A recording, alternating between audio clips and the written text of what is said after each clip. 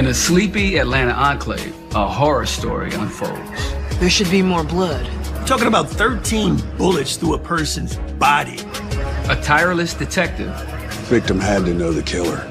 My goal is to take somebody off the streets that doesn't need to be on the streets. Must uncover clues. It's like his body just fell out of the sky. In a puzzling murder mystery. He was starting with zero. I am under the impression that he was set up. I feel like you're holding something back from me. I'm not. Uncovering the truth I noticed these on the night that it happened. leads to an unexpected twist. Was the victim living a double life? Who had your car? My boyfriend had my car. She was lying. They're trying to hide something, and what better than to hide than a crime of murder? And a killer with nothing to lose.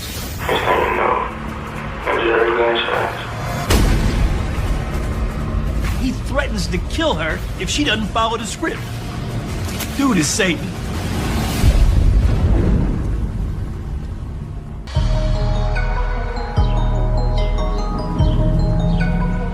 We're out here on Campbellton Road in Southwest Atlanta. It's a bustling epicenter, the part of Southwest Atlanta where everyone meets. It's a great place to raise a family. But like any other neighborhood, it's got a dark side. It was on this sleepy section of roadway back in 2015 when police caught a case you hate to get as a homicide detective. It was a straight up whodunit murder mystery.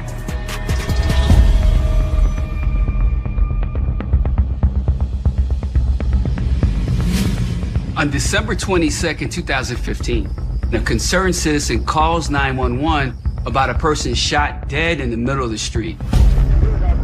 Police, when they arrive, they find this victim laying face down in the middle of the road in a puddle of rainwater that had accumulated. So this is very odd. Detective Howard Griffin, AKA Griff, is up in the rotation. I'm probably about maybe 10 minutes away from home. Then I get a phone call from my supervisor. What's the address?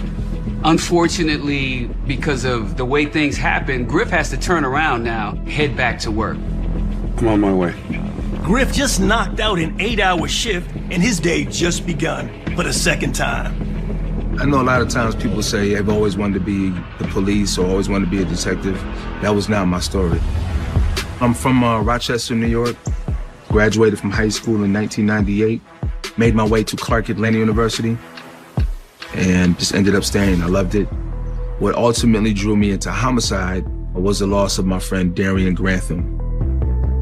He also went to college with me from Rochester, New York, and he was shot and killed in the city of Atlanta. So it was kind of life-changing, and I wanted to become a homicide detective.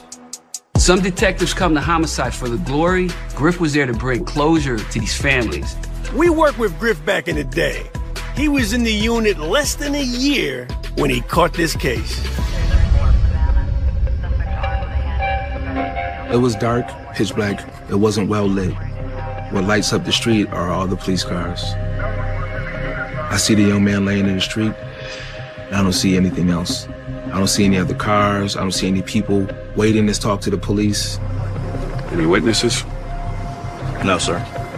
This young man was wearing a black jacket with the hood. When I got close, that's when I realized he had one sneaker on, one sneaker off. Can you canvass the neighborhood and see if you can find his shoe? 10-4, sir. The medical examiner shows up to inspect the body. Detective? And when they turn the victim over, they can see he's got multiple gunshots. I saw a defect on his head, one of his forearms, a thigh. I mean, excuse the language, but it was overkill. I count at least 10 wounds. So as a detective, you gotta ask yourself a question. I mean, why so many shots? Is this situation personal? Victim had to know the killer. This person, whoever they are, that's the devil. Griff's gonna probably have to end up going to hell to find this person. Strange. There should be more blood. There was just the blood that was near the victim, and it wasn't a lot, and that gave me the impression that he probably wasn't killed here. We find shell casings? No. Maybe the killer used a revolver. I don't think so. The amount of injuries that I saw, I realized it's not a revolver. So either one, somebody picked up the shell casings. Two, we just missed the shell casings. Or three, he was not killed here, but he was actually placed here. It's like he fell out of the sky or car. Is our crime scene on wheels or is up in some house somewhere? I didn't have much to go on. This young man did not have an ID. What he had in his pocket was a set of keys and maybe $20 worth of currency. No shoe and no cameras. There's no Ring doorbell cameras, there's no cameras affixed to houses, and there's literally nobody on the street. I had to take a walk. This is something where Griff has himself up against it. The clock is ticking and he's got no clues. When I start walking, canvassing, if you will, that's when I see a sneaker at another intersection away from my victim. So that's when I realize that sneaker probably belongs on my victim. There was no blood by the shoe that was found a block away. So one of two things happened. Either my victim is running, or somebody maybe threw a sneaker out and then maybe pushed him out of the car. Get this off to get tested. Yes, sir. There's no cameras. There's no witnesses. So right now, identifying this victim in the middle of the road is crucial for Detective Griffin.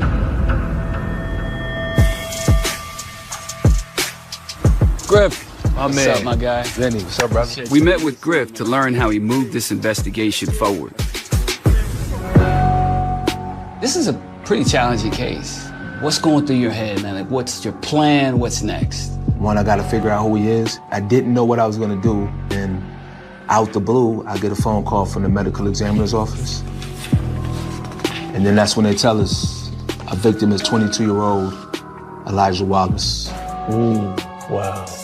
And this young man's mom, she was an involved parent. So she started calling around, started calling hospitals, and eventually that led to her calling the medical examiner's office, and she had to identify her son. So, now we know he's been shot. Autopsy reveals what? So the medical examiner informed me that this young man was shot at least 13 times. Wow, 13 times. Was this brother in the streets at all? Did he have a criminal history? He had nothing. And that's what was so strange about this. Somebody who doesn't have any interactions with the police, why was he killed so violently? I did a little background check on him. Then I realized that this young man used to live in the neighborhood that I raised my family in. Oh, wow. Really? Yeah. I mean, I got married 300 feet away from his house. So this is your neighbor, man. This is your neighbor that got killed. this young man actually is the same age as my oldest son, and they went to the same high school. They didn't know each other, but, you know, it hits a little different. Wow. Yeah. Now, the next thing, of course, I learned from brothers like you. Now I have to go speak to his mom. Griff meets with Elijah's mother. Thank you for meeting with me. Just find who did this. She put her heart on hold, like she put it on the table. And she's like, I'm business. I want to find out what happened to my son. Why don't you tell me about your son? Well, he was taking a semester off from school. I didn't find anything negative or alarming. It just seemed like he was a young man who went to college and just trying to figure out life. Everybody liked Elijah. He was a good kid, squeaky clean. But somebody wanted Elijah dead so badly that they shot him 13 times. It just doesn't make any sense. When's the last time you saw your son? Around 9:30 that night. Me knowing that we got dispatched to the location at 12:47, that's helpful because it helps me with my timeline. He was going to a kickback. Now, a kickback is a small gathering, just some close-knit friends doing video games, playing cards. Nothing too big or too outrageous. Do we know who was there? I'll make you a list. She identified one particular friend, a guy named Ronald Edo, who actually picked Elijah up to take him to the kickback. This was important information. Ronald would know a lot. Ronald Edo, she mentioned he was probably the closest to Elijah. They spent a lot of time together. I think they grew up together. So I felt like it was important to go talk to him first. This case is about to take Detective Griffin down a rabbit hole. At least 10 wounds.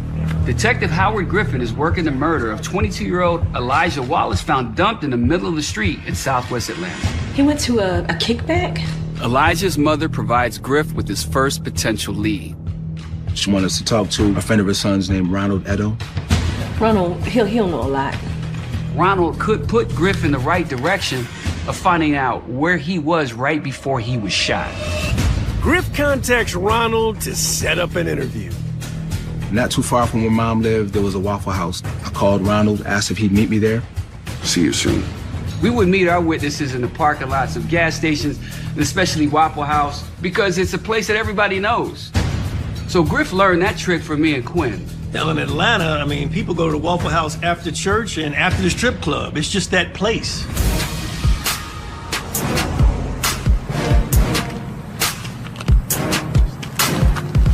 Why don't you tell me about the kickback? It was over on Astor Avenue. That is 15 minutes away from the crime scene. According to Ronald Edo, nothing is really significant at the kickback other than people just having a good time. Elijah did leave at 11:45, and then something strange happened. So what Ronald Edo goes on to tell Detective Griffin was a blockbuster. He says at about 11:55 p.m., while this victim, Elijah, is not inside the house anymore at the kickback, he hears at least 3 gunshots. I ran out the party, but Elijah was nowhere to be seen. Detective Griffin got the call at 12:47 a.m. That's less than 1 hour. That's phenomenal. Griff is moving in the right direction to determine exactly what happened to this victim. When Elijah left the party, he wasn't alone? No. He was outside with another one of their mutual friends. His name was Matthew Hart. Well, that's like tagging one witness inside the house, giving the baton to the witness outside the house. Griff has to talk to Matthew ASAP. Hey, this is Detective Griffin. I meet him in the same place that I met Ronald. You were with Elijah at the kickback. Yeah. This is huge for Griff. What do you remember?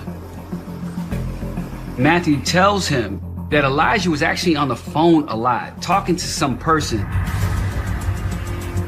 Brief conversation, hanging up, then another brief conversation, hanging up. He says that Elijah was supposed to meet somebody from college, from Vidalia. Vidalia, Georgia. That's the home of the Vidalia Sweet Onion. It's world-renowned. That's about 100 and some miles outside of Atlanta. Around midnight, Elijah went outside. He says that he remembers a car pulling up. There was a gray Nissan Sentra, so he's very specific with the color and the make and model. That's huge. While he doesn't have a tag, that is a serious jumping off spot. We know now our crime scene probably has wheels on it. Who was he with? I guess the dude from Vidalia. He said that there was 2 people in the front seat. And when Elijah got in, he got in the back seat and kind of slid over behind the passenger. Right now, Griff has to figure out who's driving that gray Nissan Sentra and who else is in the car that Elijah got into. Do you remember anything else? Elijah had a backpack. We did not find a book bag on scene, so this is the first time that I'm hearing about a book bag. Do you know what was in the backpack? Elijah said he'd be right back, but I never saw him again. By the time the car got to the end of the street, he said he heard what sounded like gunshots from inside of that vehicle. And you didn't call the cops that night? No. Why? Don't know. Right now, Matthew is stinking. I feel like you're holding something back from me. I'm not. Griff's got put a microscope up Matthew right now. Describe the guys in the car. Black. I don't know. I'm starting to question Matthew to see if he's involved in any way, shape, or form, and if he actually knew these people and what his relationship is with these people. I don't know them. I swear. You're free to go. Matthew's not off the hook as far as Griff is concerned. He's got to put Matthew at the top of the suspects list. Griff decides to circle back to Elijah's mother. Could Matthew have been involved? You know, it's possible. Or someone from his school. She kept alluding to it could have been somebody down from college, but she also had the same impression about Matthew that I did. Does Elijah know any people in Vidalia? I don't know. But hey, I want to show you something. She actually showed me the cell phone records. I noticed these on the night that it happened. She kept seeing the same number called about 5 times from about 9:30 to about 11:30. Looks like a 912 exchange. That 912 area code is from that Vidalia area. That's something that had my attention. Without question, that mysterious caller, that's gonna be Griff's killer. This is gonna help a lot. Good, thank you. I mean, go ahead and pin a detective badge on Mom because she made a play up in this case that help lead to who these people are. Griff needed to know who that number belonged to. He sent a subpoena off to the phone company and crossed his fingers that he'd be able to get the subscriber info quickly. While he waited for the records to come back, he had to keep working to try to figure out what happened. He issued a bolo or be on the lookout for the possible suspect vehicle, the gray Nissan Sentra. And it didn't take long for him to get a hit.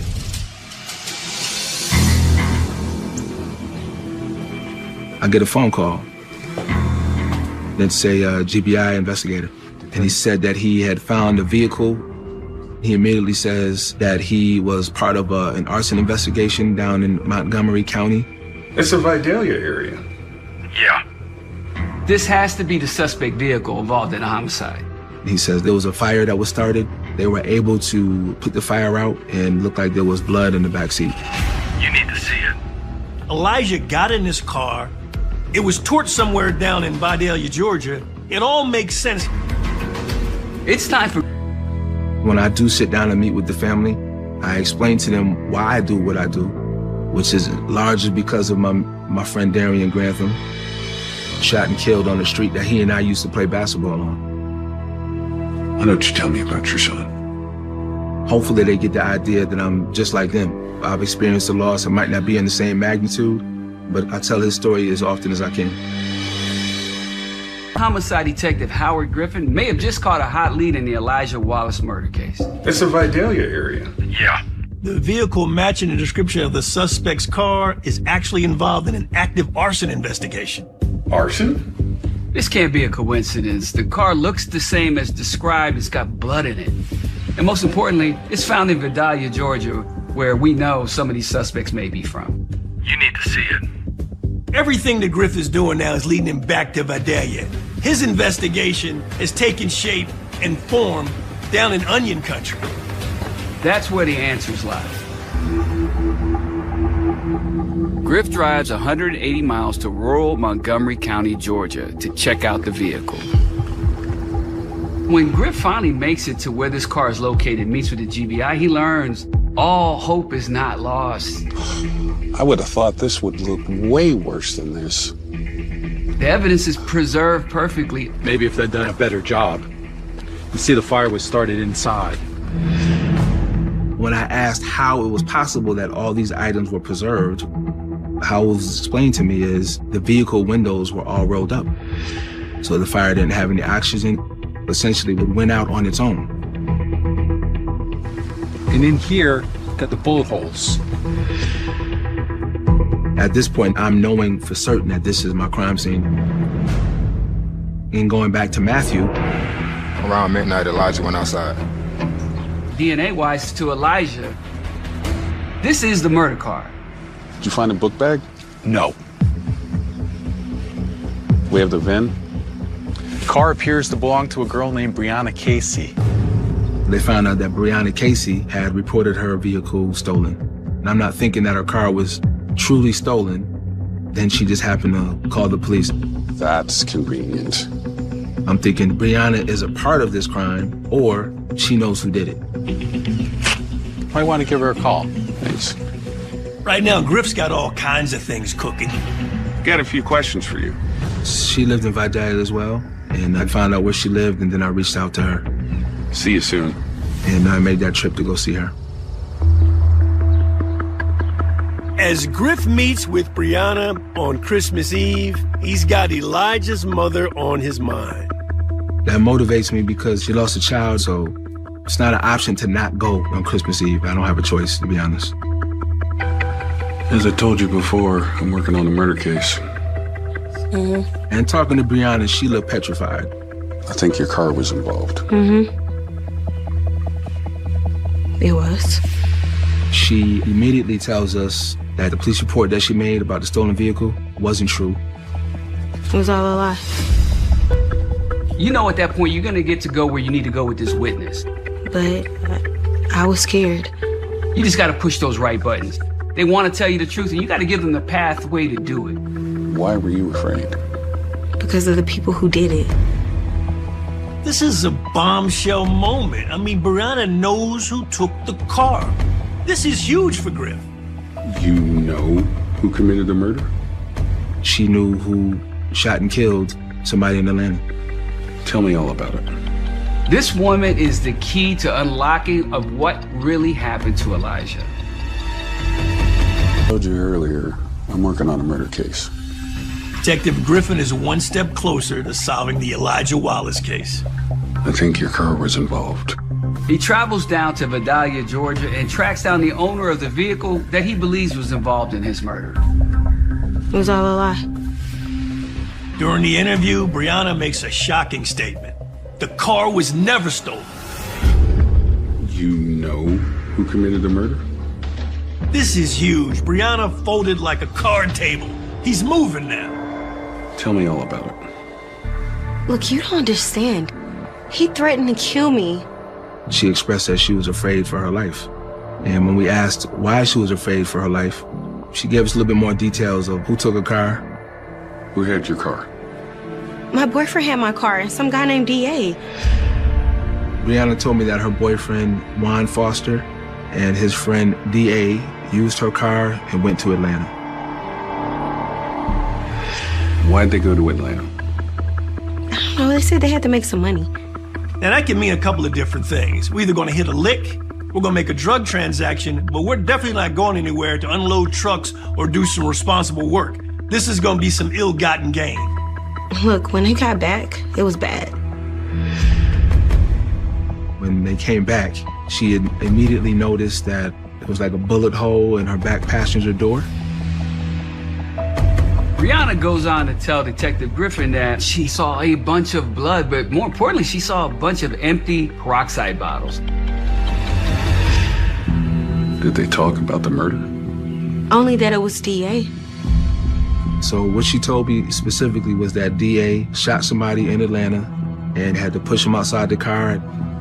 Well, they tried to clean the car, but D.A. had a new plan. That speaks to these guys trying to use peroxide to get rid of the blood in the car. That was their first go-to. When they realized that's not working, they decided they needed to burn the car.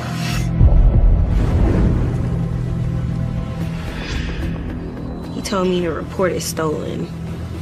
She said that she got afraid because D.A. asked her if she wanted to be around when her children grew up. Like, if you want to see your kids grow up, you better do this or else. My boyfriend is afraid of him too. Supposedly, he killed somebody before. She was under the impression that he knows how to get away with murder and that he would probably harm her if she cooperated with the police. What's D.A.'s real name? She just knew him as D.A. and that he had been like a friend or a family friend of her boyfriend, Juan. This guy, D.A., is the devil. I mean, he gives his murder resume to Brianna, and then he asks her an open-ended question, do you want to see your kids grow up? I mean, he threatens to kill her if she doesn't follow the script. Dude is Satan.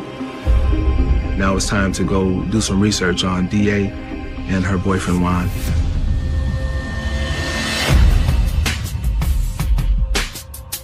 Griff went back to his contact at the GBI and asked the agent if he was familiar with the nickname D.A. And the agent knew D.A. was a guy named Denzel Atkins. The agent told Griff that D.A. was a suspect in multiple unsolved homicides. On top of that, he was acquitted of a murder very similar to Elijah's. In that case, D.A. was supposed to meet somebody to conduct a drug transaction. Shortly after, that person was found shot and killed on the side of the road. Griff felt like he had to get D.A. off the streets before he killed somebody else. He pulled records for Denzel Atkins and Brianna's boyfriend, Juan Foster. He put their photos in a lineup in return for another meeting with Brianna Casey. want you to take a look at these lineups. With those lineups, the goal is to have Brianna see if she could identify the person that she knows as DA. And that person, I believe, of course, was Denzel Atkins. Point out if you see DA or Juan. And then have her confirm who the person is that she's in a relationship with. Yeah, it's DA. You're sure? Yeah. She identified the person that she believed as DA. So ultimately it was Denzel Atkins. That's Juan. Okay. And confirmed the identity of Juan, her boyfriend.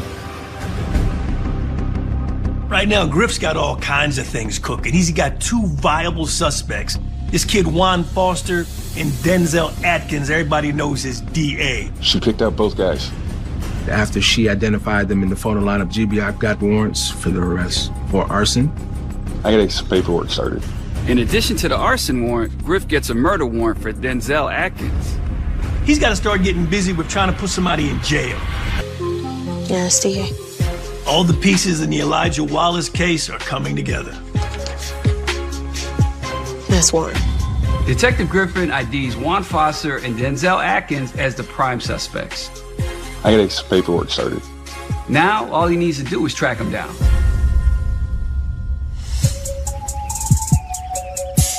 Griff ended up only putting a murder warrant out for Denzel Atkins. This was intentional because all signs turned to him to being the actual shooter. As a homicide detective in this situation, you gotta choose wisely who you want to approach first. And typically, the non-shooter's the one you go after. The weak link. In this case, it was Juan. He already had an outstanding warrant for the arson investigation, so that's how Griff could bring him in. He reached out to Juan's family for help. Juan's mother told Griff that her son was afraid of DA. She also felt like DA was keeping close tabs on her son. So Griff told her it was important that he find Juan before DA does. Juan Foster's family agreed to negotiate a surrender. Griff now has another family member participating in his investigation. It was absolutely phenomenal.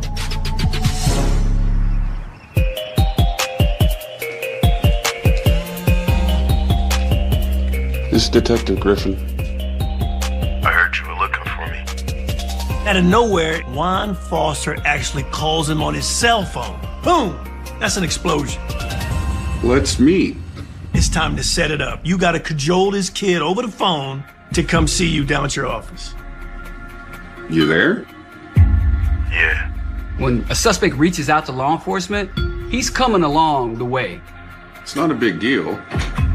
He's reconciling the fact that at some point, he's got to sit down with this detective. That's the first step. Just want to talk to you about a car we recovered. I told him that I had questions about the arson investigation and that it was important that he turned himself in. He acknowledged that it was important. I'm scared. But he also brought to my attention that he was afraid. He says that DA was somebody that he was afraid of, and he just witnessed him do something that he had never seen before in his life. So I took that as he was also afraid, just like Brianna was. Tell me where to find DA. I don't know. He pretty much told me that he was avoiding DA, didn't know where he was, and then I just told him that it was important that he turned himself in so we could talk. I'll think about it and I'll call you back. My experience is when you get a suspect on the phone and they make the actual contact with you and they say they're gonna call you back, that's not happening. Cold feet is an understatement in this situation. It's real tough for them to connect that next dot. Griff couldn't get him to come in right then and there, but what he has to do is continue to work the family, continue to try to reach out to Juan to convince him to come in. Several weeks later, Griff receives a surprising call. Juan, he called me again, and that he wanted to turn himself in. So contacted our fugitive unit, who's responsible for taking people into custody and kind of help facilitate him turning himself in safely. Juan Foster is taken into custody and brought to APD for questioning. Detective Griffin now knows he's going to have an opportunity to sit across from the table of Juan Foster and get to the truth of things. It's an exciting time for Detective Griffin. Did you want to talk to us today? Okay. This is the moment he's been waiting for. He has an eyewitness that is going to put all of these pieces of the puzzle together and likely put the gun in DA's hand and tell exactly how this victim was killed. He was very quiet, a little docile, a little shy. I didn't get the impression that he was capable of shooting and killing Elijah. So we're gonna get to it. You see a lot of things on TV. People do the good cop, bad cop. I don't really do that. And I just really have a conversation with people. And I'm very transparent. I'm not here to judge you.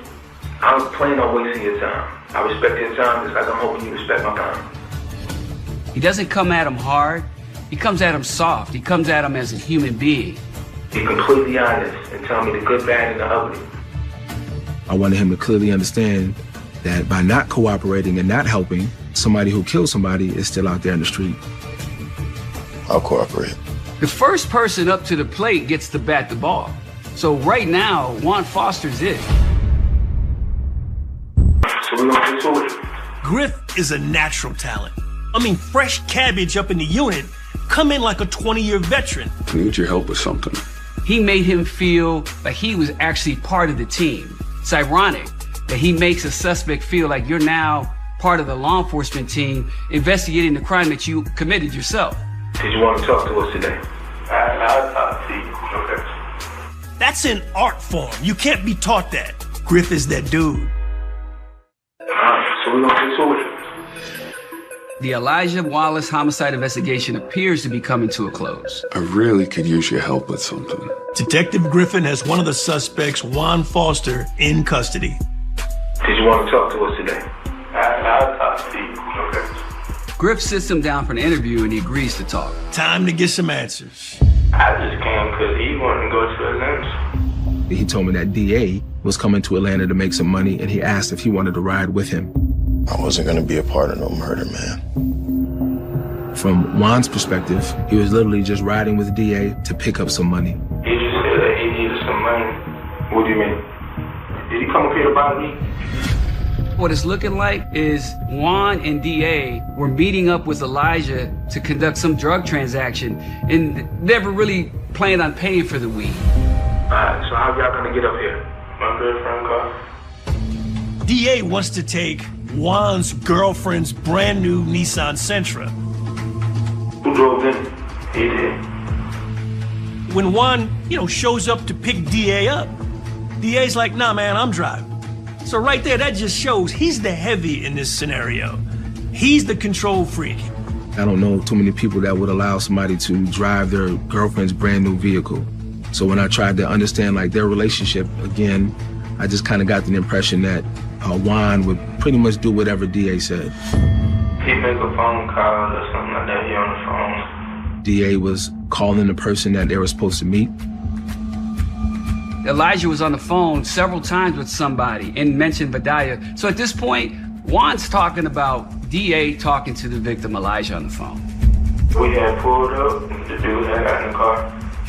And he said the young man opened up the rear passenger door and slid across the seat. So now he's sitting directly behind him. He said he doesn't know him, never seen him before. Juan goes on to say that the person that got in the back seat of the car had a backpack. We know Elijah had a backpack. It didn't stick out to me as being odd that a kid who's on a semester break from college would be transacting a weed deal. Doesn't mean he wasn't a good kid. It just happened he connected with the wrong people. He's a good kid connecting with bad people with bad intent. We rode around. I heard them talking. He said there was a weird exchange between DA and Elijah. And according to Mr. Foster, he noticed that a gun magically appeared on the lap of DA. He said this is the first time that he even realized that DA had a gun. He said that DA was kind of waving it in the air, kind of looked back at Elijah and made a comment like, "You like my gun? You like my gun?" He's like, yeah, man, I got mine too. And he had showed DA his gun. Our victim Elijah says, "Hey man, I like your gun. I got one too." Elijah may have been just doing roll call for firearms inside the car. Typically, when it's two people having guns, that'll kind of cancel out any aggression they might have towards one another. But that's not what happened. Next thing you know, I just heard gunshots. Juan goes on to say that DA turned around and fired several shots. described the gun as having an extended clip and just unloaded into the victim. He's in complete shock. He said he just can't believe what he just witnessed. His ears are ringing and he just closes his eyes in disbelief. And at that point, he tells me that DA starts to drive around. A short distance later, DA pulls the car over, gets out, and actually manually pulls victim Elijah Wallace out of the car and dumps him there. We had driven off, and then we realized some of the dude's stuff was still in the car. Juan Foster goes into detail that they threw the victim's gun out the window, the victim's shoe out the window. DA made them take their shirts off, which was likely covered in the victim's blood, and throw those out of the window. The murder weapon itself is tossed out of the window. We weren't too far from the area when we started throwing this stuff out. The only thing that the police found when they got the car recovered was the shell casings and blood. So that makes sense. None of those items were ever recovered by law enforcement. I was scared. I could have been killed myself. According to Foster, the whole ride back to Vidalia was silence. You could hear a pin drop. What do you say when you just witness somebody murder somebody? So when he says that he's afraid, I understand why he would have that perception, because he just witnessed somebody take somebody's life. Juan goes on to tell Griff about the plan to burn the vehicle, which lines up directly with what Brianna said. I mean, everything is coming to pure focus. What happened to our red black book bag? I don't know if he threw that bag away or I don't know what he did with that bag. Never found the book bag, never really was able to definitively confirm what was inside the book bag. But again, Juan believes that it was marijuana that was inside the book bag. I'm telling you the truth. I do believe what Juan told us is what happened. I do believe that. And I think the evidence supported that fact. Juan is held on the arson warrant, but he's also charged with felony murder.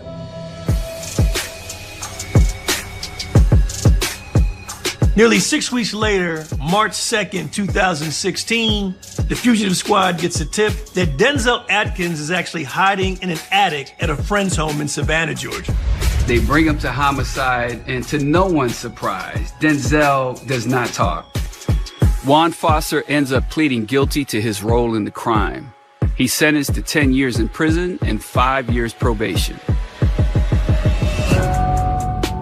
In 2020, Denzel Atkins goes to trial. Denzel Atkins was ultimately convicted on felony murder, possession of marijuana, possession of a firearm during the commission of a felony, and robbery. He was sentenced to 2 life sentences, plus an additional 15 years. My man Griff, I mean, you did a phenomenal job on this case, brother. I mean, you were a straight dog in going after your evidence. We have one black male with multiple gunshot wounds. When I think back on this case that our protege was assigned in his first year in the unit, and he worked it like a seasoned 20-year vet. You need to tell me the truth. And then when you think about the family, I look at Elijah Wallace's mom. I noticed these on the night that it happened.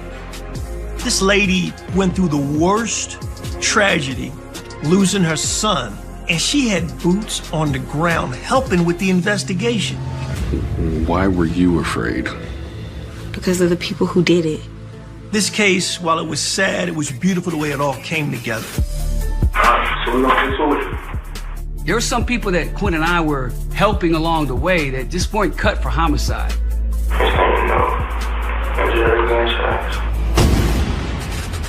Griff has homicide investigations in his blood. I gotta tell you, man, the way you did justice for this family, I haven't been this impressed in years, and I'm incredibly proud, bro.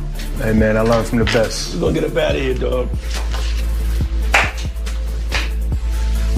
My G. My guy. We're on Boulevard in the old 4th Ward section of Atlanta. Driving through this neighborhood feels so nostalgic. I was an old 4th Warder. I used to live right around the corner from here at one point. When we worked this beat, we had really hard-working people over here just trying to pay their rent.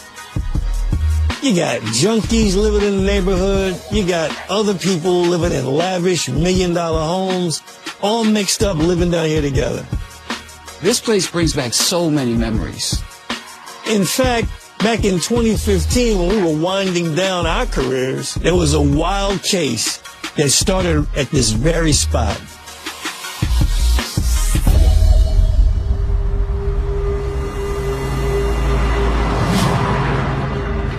Atlanta 911, what is the address of your emergency? The corner of Highland and Howell Street. I found a dead body in a trash can. How old does the person appear to be? I can't tell. I mean, the only thing showing is the feet. Officers quickly secure the crime scene, and rookie homicide detective Calvin Thomas is assigned lead on the case. I had been in homicide 9 months at the time that this call came up. I'm still trying to figure things out. I'm still trying to find my footing on how to work a homicide at this particular point. I noticed that there's this big grassy field. Everyone is up underneath this brush of trees that are up there. Everyone is trying to figure out what's going on. We worked with Calvin back then and took him under our wings. Calvin Thomas was eager, but he was so humble. And he was like a sponge. And I was really taken aback by his humility and his presence of just trying to understand how this whole homicide things work. But this was a real murder investigation where the training wheels were coming off, and Calvin was essentially going to have to bring this thing on his own. The information that I received on this case is that they responded to a call of a person found possibly deceased in a Herbie Kirby. A Herbie Kirby is a trash can. It's what we call in Atlanta.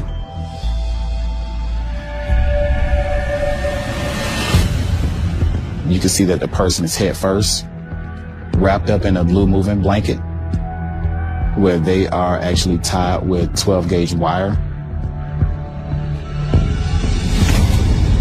You can't tell whether it's a male or female at that particular time. All you see is their actual shoes. Let's take a closer look. The victim is pulled out and laid down, trying to determine how did this person end up the way they ended up. The victim's a woman. She had abrasions on her face. She had taken a serious beating. I mean, it's an awful thing to think about what this sister went through, and she probably knew she was going to die. My mind is kind of really all over the place because it's bringing back some horrible memories at the time. My aunt was murdered in October of 2003. She was located next to an actual dumpster. Her name was Cassandra Bryant.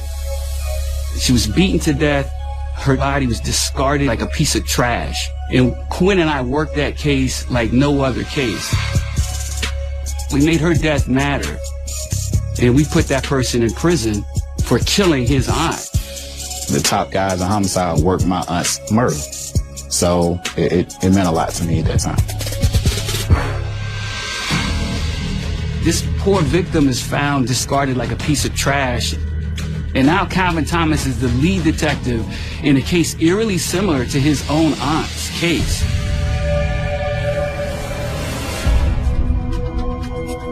It was hard at that particular time, but I knew I needed to stay focused, stay professional, and do the job that I needed to do.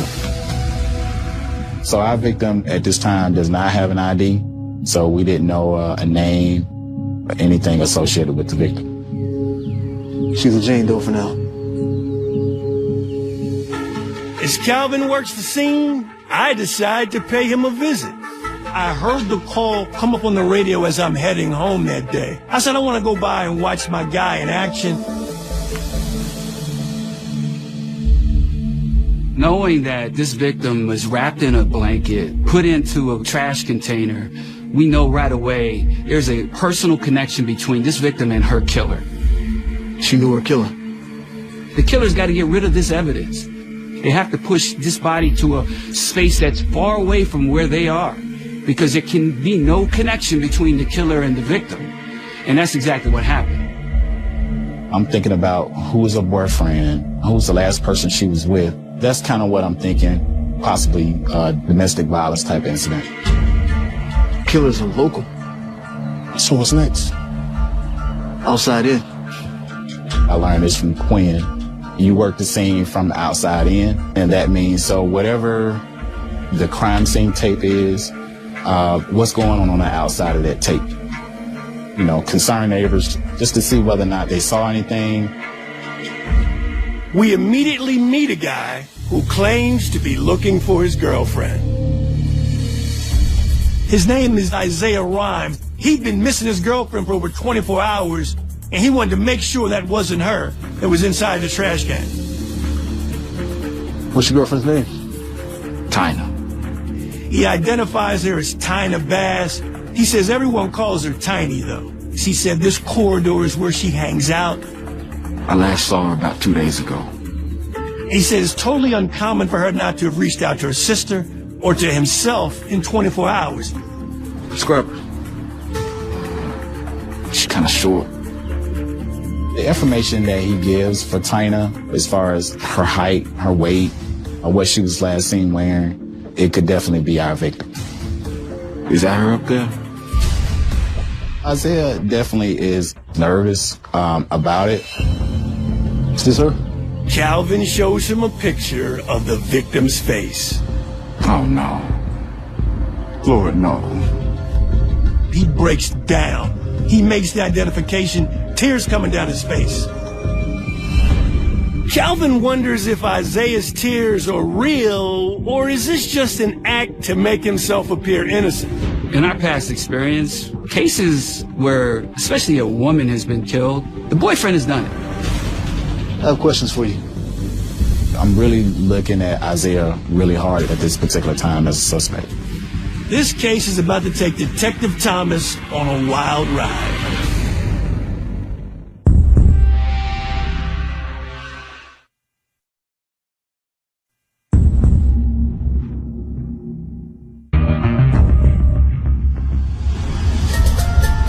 There's a wire around her neck. Detective Calvin Thomas is investigating the murder of Tina Bass.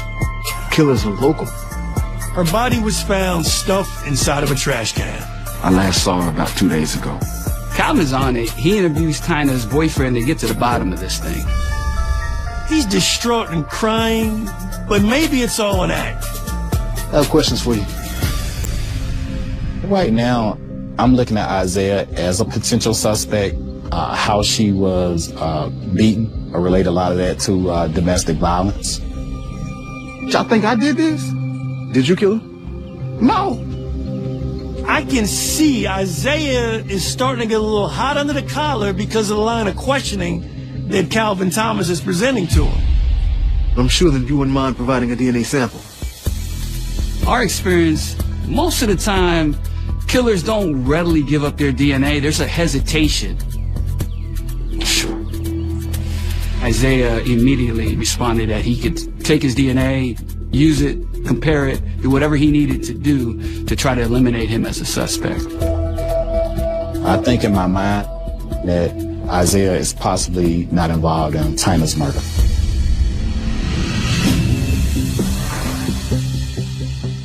Getting the information from Isaiah on the scene of the victim's sister, I was able to contact the sister to let her know that I wanted to come see her. Death notifications are definitely one of the hardest parts of the job. I try to do them face to face. I'm so sorry. I knew this day would come. Tina's sister gave Calvin the background on Tina. She said that Tina was battling drug addiction, and like many people, it had an unbreakable hold on her. It may have played a part in her death, but as a homicide detective, we do not judge a victim's lifestyle. No matter who dies, everyone deserves justice. Do you think Isaiah may have done this? No. I'll be in touch. Tina's sister didn't have any idea of who could have committed the crime in this particular case. Hello? Okay, I'm on my way. Calvin gets word that Tina's autopsy is complete. He hopes to learn something that can help solve the case. We meet with Calvin to go over the findings.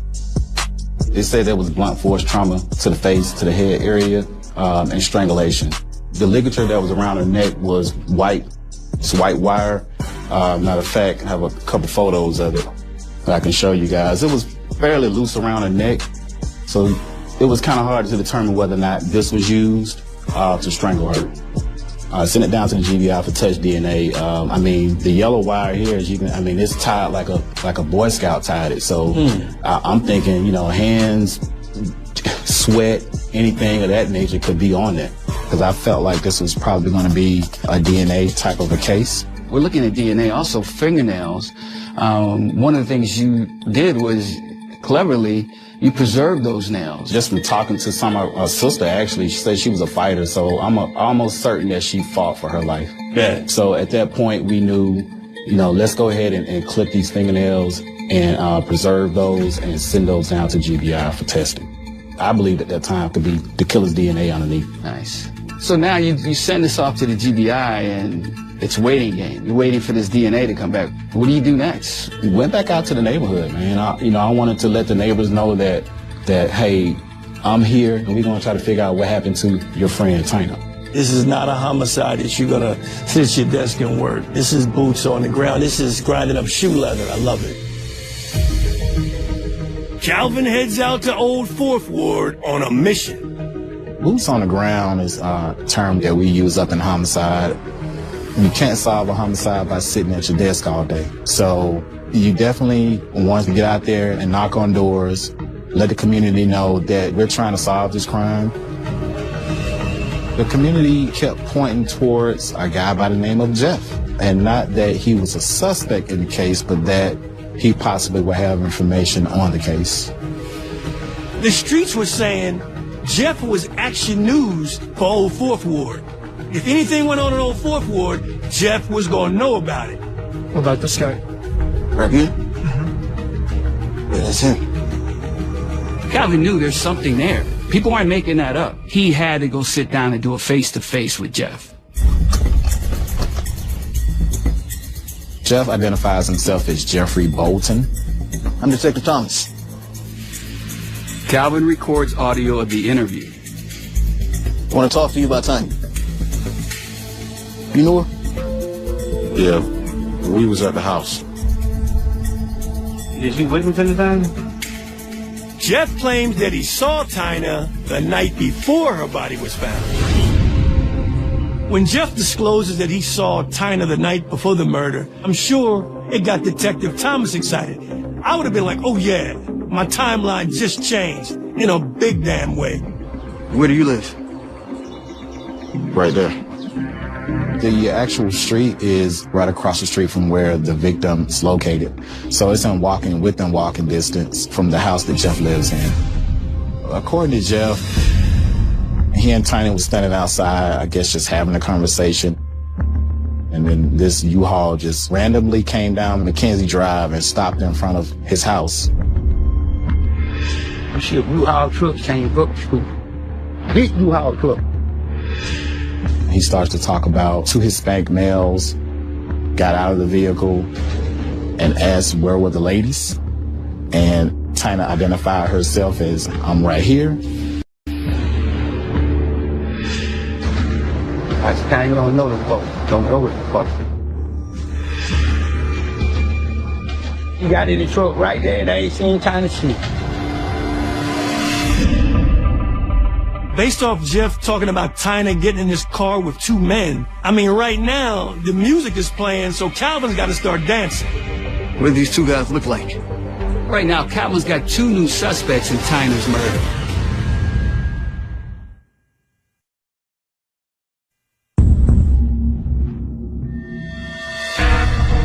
I want to talk to you about Tina. The Tina Bass homicide case is heating up. The U-Haul truck came up to big U-Haul truck. Detective Calvin Thomas interviews a witness that says victim Tina Bass got into a vehicle with two unidentified men. You got in the truck right there and I ain't seen Tina shit. So now the question is, could one or both of these individuals be the actual killer? Calvin presses Jeff Bolton for details about these mystery men. What you getting in trouble with? Too late, man. I ain't get no names in that. Only thing he really talked about was them being Hispanic. Jeff's story raises a red flag. It just didn't sound right. He glossed over that thing really quickly. It was no detail involved. Like it was in Calvin's head, all I would hear is, yeah, right. He wasn't buying. What else do you remember? Suddenly, Jeff adds a new wrinkle to his story.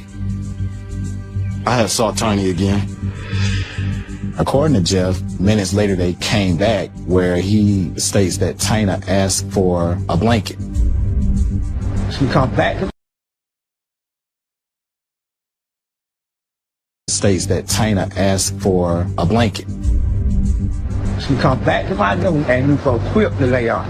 I gave her a blue quilt. She said, I'm gonna bring it back. I ain't seen the Tiny or the quilt. He's brought this blanket up, and being that this is a piece of evidence that we located on the scene, I'm definitely interested more in what Jeff has to say about Tina. Calvin wonders if Jeff is misleading him.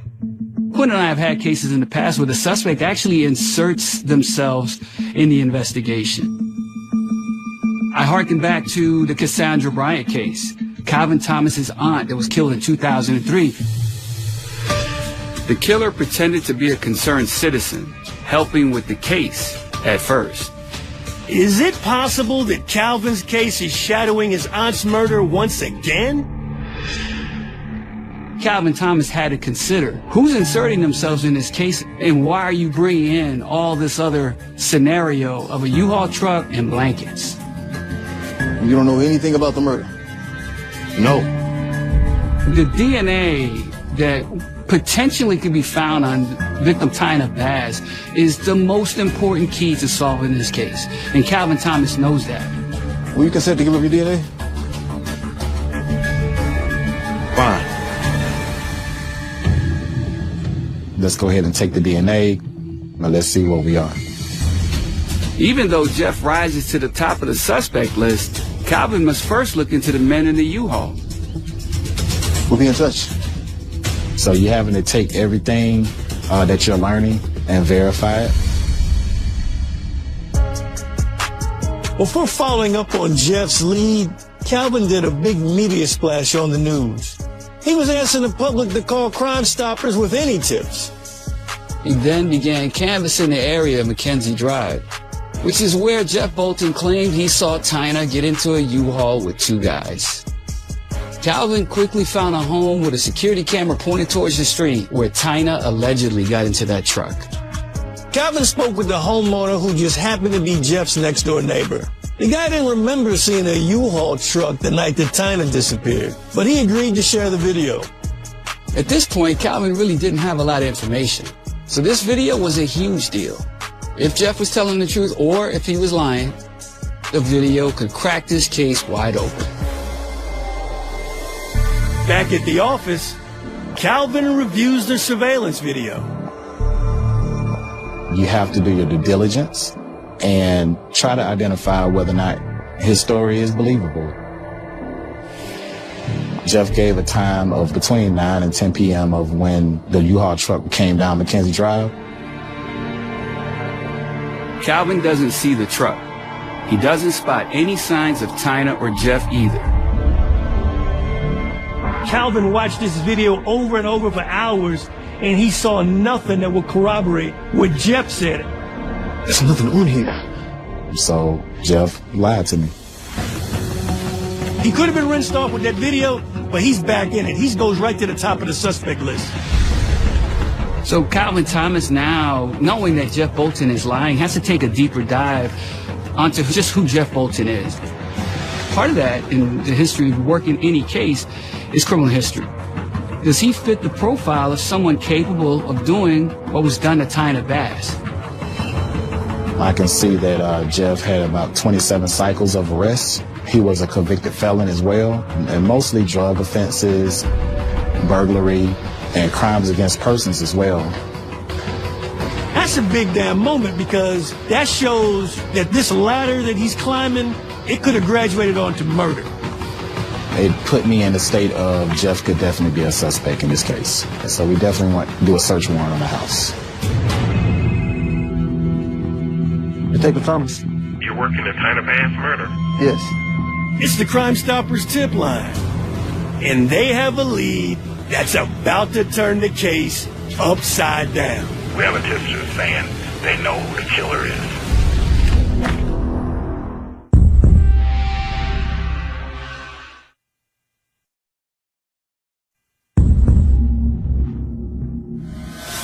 What do these two guys look like?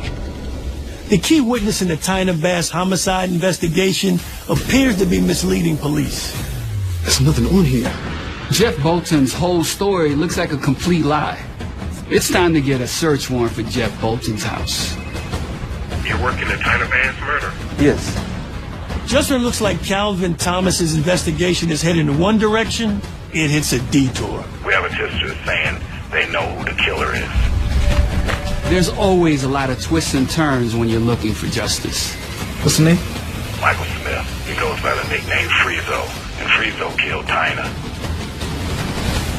So the tipster did state that Tyna and Friezo were drinking the night before the murder, and at some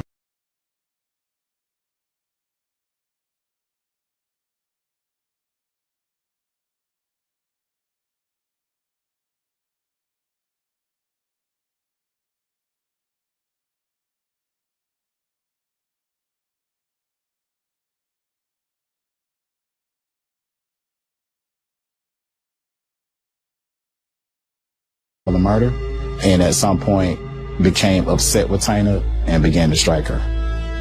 How does the tipster know this? He didn't say, and he wanted to remain anonymous. This is a detour that Calvin Thomas does not want to take, but he has to, because it's now looking like it's either going to be Friezo or it's going to be Jeff Bolton. The first thing Calvin had to do was to vet Friezo out. He pulled Friezo's criminal history, and he had quite the lengthy record. Friezo wasn't in jail, and it was his current address that really stuck out. He lived in close proximity to the crime scene, so that was a big red flag. At this point, Calvin turned his attention to Friezo. Police quickly tracked Friezo down and brought him to homicide for an interview. It was time for Calvin to get some answers. Friezo agrees to a videotaped interview. I'm just going to formally introduce myself to you, okay? I'm Detective Thompson, my first name, Cal. Friezo says he's known Tyna for a while. Friezo also openly admits that his relationship with Tyna involves sex, drugs, and violence. How often did you guys argue? Doing something? Anytime she was drunk.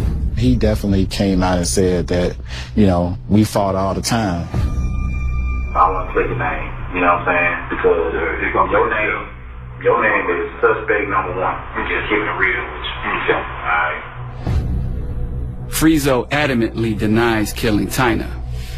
And our people gotta take a test. And I'll pay for it. So swallow me, please. Take my blood, whatever you gotta do. I don't kill it. Alright, man.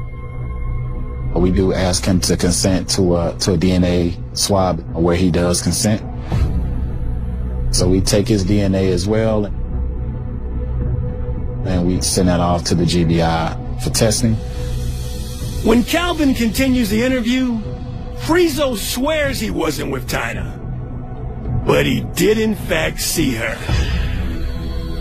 According to Friezo, the night before she's found dead, Tyna came by his house to get something to eat. So when she came over, how long did she stay? She didn't stay 5 minutes. So she longer. That's what's in our I'm in the bedroom. When I came back out, she was gone.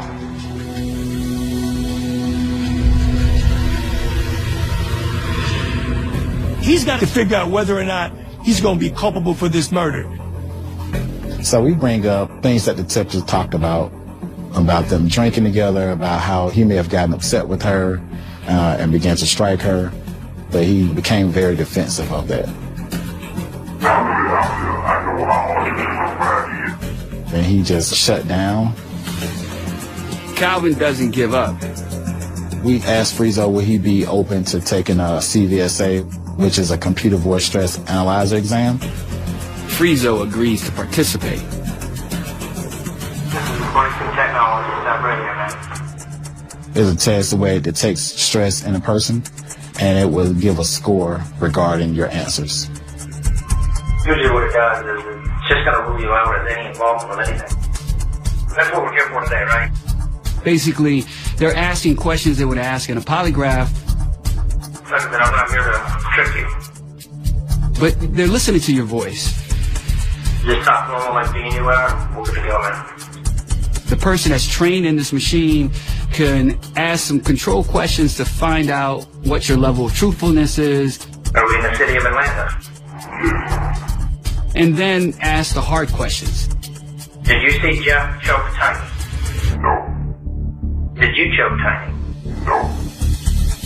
Out of the blue, Friezo makes a shocking statement.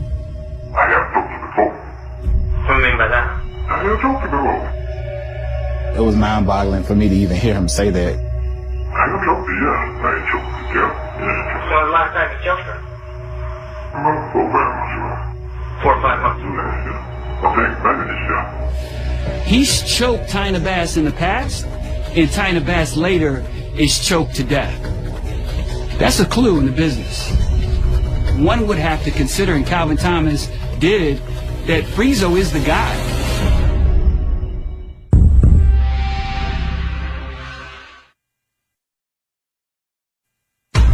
The new version of a polygraph test. Friezo, a suspect in the Tyna Bass murder, agrees to do a vocal stress test. Did you choke Tiny? No. And Friezo makes a damning statement. I have choked him before. When was the last time you choked her? Last year. I think back in this year. Friezo might be the killer. You didn't choke her on the day in question? No, I didn't. For him to say that, he's choked her before, definitely sent my spidey senses up on that one. So after the exam is completed, we go over the results of the exam. He had a lot of stress, and that's what didn't get. This test shows he's being deceptive. So we have a problem. Okay. And I know when you said that you had choked her in the past, you tell Detective Thomas that? No, we're fine. You never told me you choked her.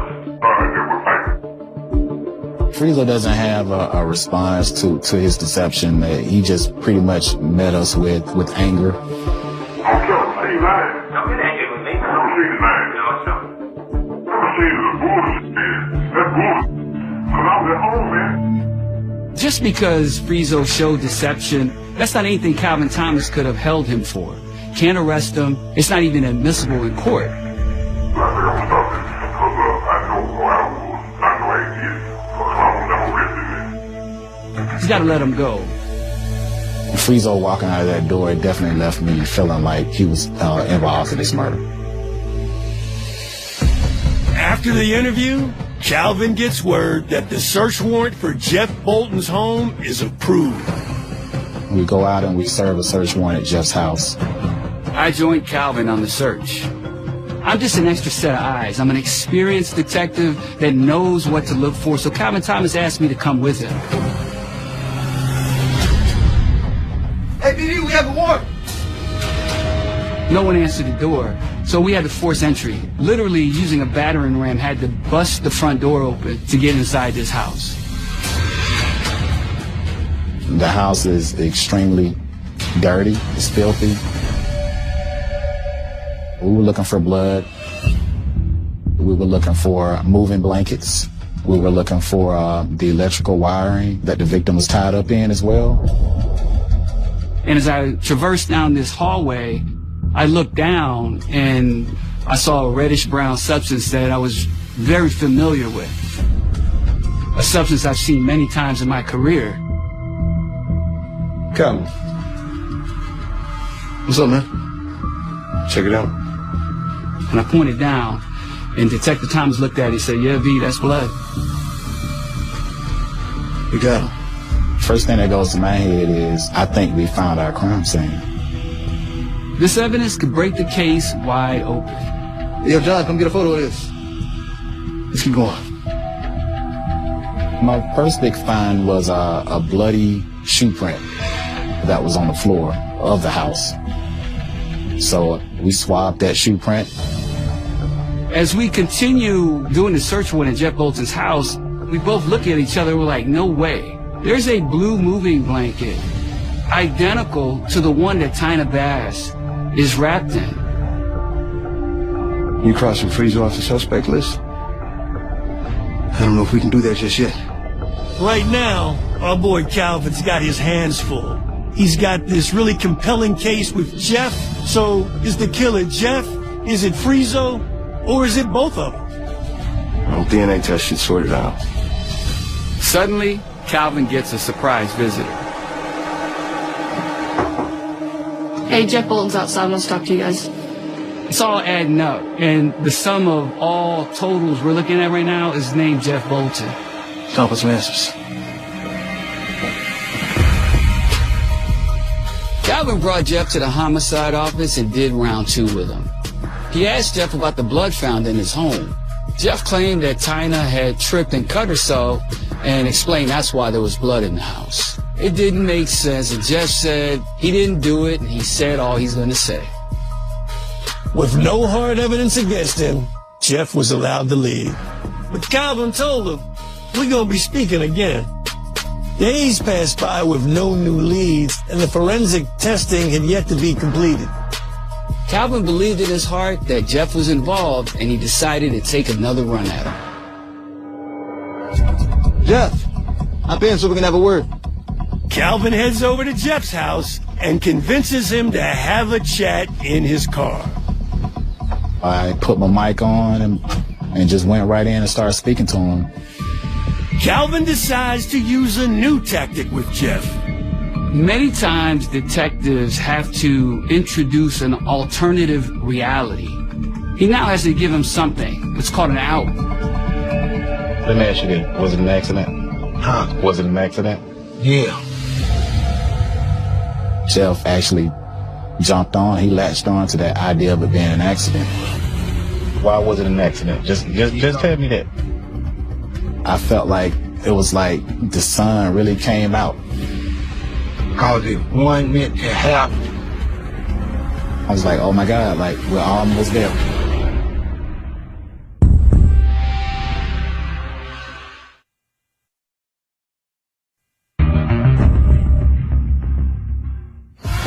Jeff, hop in so we can have a word. Jeff Bolton, the prime suspect in the Tyna Bass murder, seems to be on the verge of confessing. While speaking with Jeff, I wanted to at least give him an out for if he did commit this murder. Was it an accident? Yeah. That was brilliant on Calvin Thomas's part to ask that question. If it was a mistake or you didn't mean it to happen, go ahead and tell me. Why was it an accident? Just tell me that. Cause it wasn't meant to happen. I felt like we're almost there. Just keep plugging along, keep plugging along. Who caused the accident itself? The other two people. Okay, I don't know, but it wasn't Friezo. I'm just trying to make sure Friezo ain't in this. It was like he was freeing him from it, and I couldn't understand why. I was drunk. I knew I was good and drunk. And that's why it was an accident, right? Because you were drunk, stuff happened, right? No, I ain't talking about me. With other folks right in him out. Who was other folks, Jeff? He's all over the place. He's talking about he hadn't had any sleep, how he wanted to kill himself. Man, did you realize I almost hung myself? Did you realize I almost took an overdose of people? Let's stay focused on this accident. I wasn't going to let it go until I got a little bit more information. Tell me what you remember, and then I'll work with you on the rest of that. Okay. Come to the house. Okay. Now, is you tight end? Who else? Your daddy. That's when he interjects Little Donnie into the scene. Who was Little Donnie? You gotta go out and get high and crazy. According to Jeff, they were smoking crack. And little Donnie became upset with Tina for some reason. And little Donnie is the one that hit Tina in the face.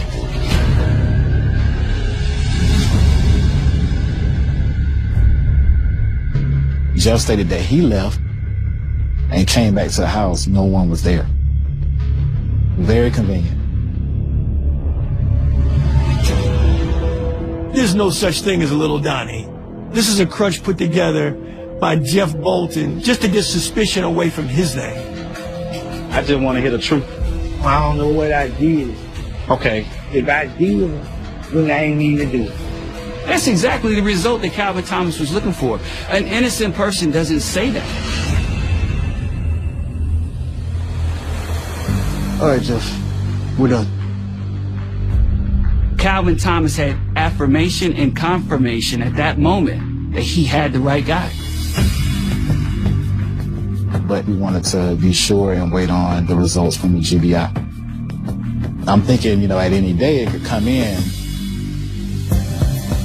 It takes 3 weeks before all the forensic testing is completed.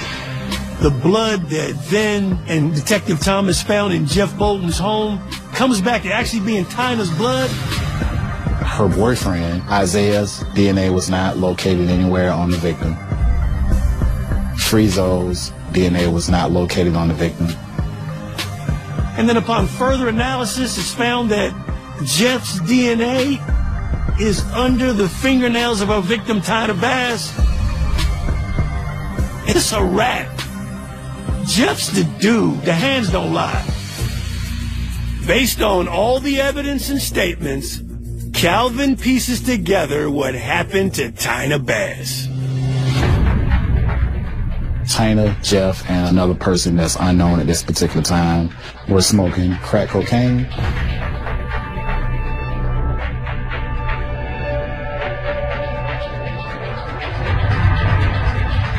At some point, an argument ensued.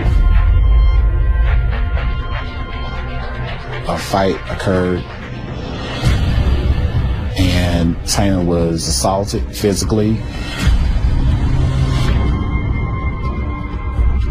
and strangled.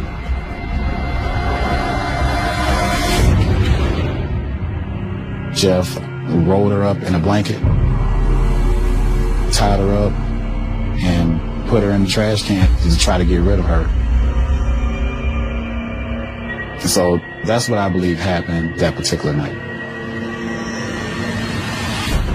On April 13th, 2016, Jeff Bolton is charged with Tina Bass's murder, but the case never goes to trial. Jeff pleads guilty to murder, where he's ultimately sentenced to 30 years. Congratulations on Thank solving you, the man. case. Thank you. My I appreciate brother. that. Great job on that, man. Thank Great you, man. job. Thank you, man. It really meant a lot to get some justice for Tina's family, man. When I think about this case and everything that Calvin Thomas had to go through to find justice for Tina Bass. Yo, I got something. In the affluent city of Alpharetta, Georgia, police encounter a grisly crime. You need to send someone right away. There are shots fired inside. This was beyond cold-blooded. One shot to the back of the head. A detective that never gives up. To have that stamina to just grind and go, it's something else. Must connect the dots. That was like Pandora's box. The investigation just started opening up. You have surveillance. Behind a carefully planned and coordinated murder plot. There's the comb. Yeah. They're shopping for the tools they need to kill a man. But one small mistake. I think I found something. Leads police to the suspects. If you didn't shoot this guy, this is the time to say it.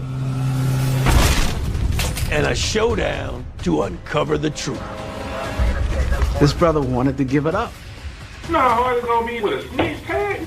We're like, nah, you gotta be kidding me. We spent our careers solving Atlanta's most puzzling homicides. But there are other investigators just like us. With the passion and skills needed to solve the most unbelievably challenging murders. these are their cases.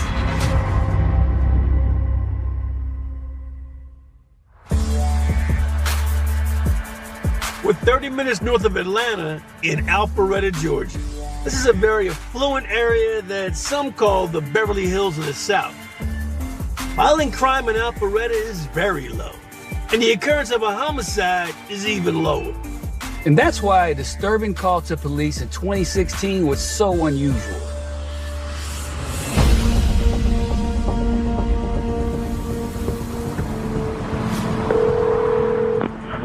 What's the address of your emergency? It's Wade Creek. Need to send someone right away. There are shots fired inside. Have somebody right away. When police arrive to respond to this call of gunfire coming from the area, they find this door open. Once officers are on call and they make the interior of the dwelling safe, they notice a black male dead on the floor. That's when they freeze the scene, because now they're calling in homicide. No one else comes in till the homicide units arrive on call. So Alpharetta police have a phenomenal detective named Ja'Kai Braithwaite in homicide. He takes this case. I know him personally. This guy is the real deal. I wanted to be an investigator because I wanted a challenge. I want to do what others may not want to do. I want to put the work in. I'm a Jersey boy, a native of New Jersey. My dad was a federal police officer, and it was clear to me that my career path, once I graduated college, was going to be in public safety. December of 1999 was when I was hired by the Alpharetta Police Department. I ended up going to detectives. I think it's a special, unique calling because many are called, but only few are chosen to be a detective. The victim is a black male, late teens to early 20s. They don't know who the victim is. He's unidentified. All they know is an older gentleman owns the property by the name of Walter Berry. Clearly, that's not Walter Berry on the floor. We've got call-outs to the homeowner. Ja'Kai's partner, Dave Bokniak, quickly meets him at the scene. You ready to do this? Always. We definitely have a really close bond. Every homicide Detective Bokniak and I that we worked, to date, it's been solved. That's odd. You could see this traffic cone right there in the doorway. We were like, what the hell's up with the cone? Is that ours? It was here before we arrived. We'll bookmark it for now. Find us some other witnesses. I knew there was going to be some significance to that cone. They head into the kitchen of the residence, and that's where they find the victim, a young black male, face down in a pool of blood. Damn. He was on his side, and he had a gunshot wound to his head. There was a bar stool that he was tied up to. This victim was kneeling down and shot in the back of the head. That speaks nothing but a straight-up execution. What is that? Looks like power cables. He was wrapped up with like a piece of computer cord or some kind of cord that was in the house. One shot to the back of the head. We found any shell casings? Did the killer pick up his brass? No. We were pretty certain it was probably a revolver that was used to shoot the kid. It's just a kid. This hit me a little different because I had recently found out that I'm going to be a father. You good? I'm about to celebrate a life, and here this life is gone, and I'm thinking like, wow, like I just can't imagine what the family's going to go through. Detectives, I've got some witnesses for you. Go. I'll handle the crime scene. Yeah. Ja'Kai meets the next door neighbors. John and Erica Williams. Turns out John and Erica are the actual 911 callers. So bam, right now Jakai is clicking. I can't believe this happened to Kadarius. He's your neighbor? Jakai learns that the victim is 21-year-old Kadarius Medlock. Yeah, he lives there with his uncle, Walter Berry. Tell me more about the crime. It happened around 9:30 this morning. Erica had just arrived home. She sees our victim standing on the front porch. He saw her, they knew one another. He waved, she pulled into the garage. And then about 15 minutes later, I heard 2 gunshots. Erica described looking out her front window, seeing a black male exit the house and enter the back seat of the vehicle that was pulled into the driveway of her neighbor's house. And then they drove off. Describe the guy. He was bald. He's got a white dust mask on. In my opinion, detective-wise, that's him concealing his face, not wanting anyone to see what he looks like. Describe the car.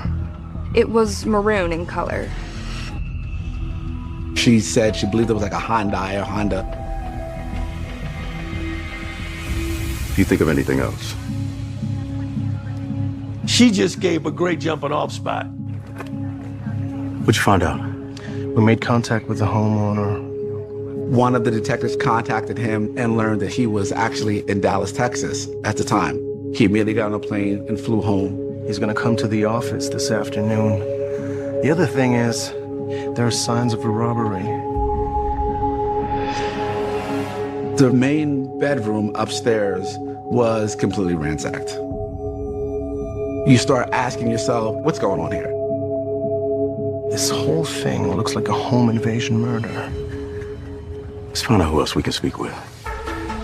Jakai and Dave also find one other witness that reported seeing suspicious activity around the townhome. I thought he was just doing street work. He saw a black male walking around the townhome wearing one of those traffic vests, and he had in his possession a traffic cone. When he told us the traffic cone, and obviously we saw it inside the residence, we were like, okay. So these jokers were using that traffic cone to disguise themselves as construction workers. What do you look like? Young, maybe in his 20s, short hair. According to this witness, the man in the traffic vest later comes out of the house and got into the maroon car, and the maroon car speeds away. All right, thank you. We definitely, at that point, were starting to try to connect some of the dots. Hey, what's up? What's happening? This is my friend's house. Relax. He was asking, what's going on? This is our friend, this is our friend. His name is Ezekiel Mott, and he claims to be Kadarius's friend. We want to know what's up. I see a small maroon car. This right here is a totally unbelievable moment. Did the killers just return to the scene of the crime? We need to ask you. What is that? Looks like power cables. Alpharetta, Georgia, homicide detective Jakai Braithwaite is investigating the murder of 21-year-old Kadarius Medlock. Describe the guy. He was bald. Witnesses identified 3 suspects in the case and a getaway car. It was maroon in color. Witnesses solve crimes. We definitely have a good start in place. Hey, what's happening? This is my friend's house. Relax. While Jakai was at the crime scene, the victim's friend Ezekiel arrives. We want to know what's up. And he happens to be in a car that looks just like the one the suspects drove. We need to ask you some questions. Was this a situation where a jealous friend murdered his boy, or what? Why are you here? Friend texted me about it. You may have situations where suspects return to the crime scene to watch, to see what's going on. Is that your car? My girl's ride. The biggest thing was the car. That small maroon car, we definitely were honing in on that. We want to talk to you at the station. We had to ask questions, and we did just that. Jakai brought Ezekiel and his girlfriend back to the precinct for questioning. He also asked Erica Williams, the witness who had the best look at the suspect's car, to also come in. Erica looked at the actual car and told Jakai that it's either the car or a car that looks exactly like it. Between the car match and Ezekiel having a similar description to one of the suspects, it was time to turn up the heat. During the interview with Ezekiel, the young man denied involvement in his friend's death. In fact, he provided Jakai with an alibi. He said he was shopping at the time of the murder. Between phone records and eyewitnesses, Ezekiel was cleared of any wrongdoing. It turned out that it was a crazy coincidence that Kadarius' friend had the same type of car as the killers.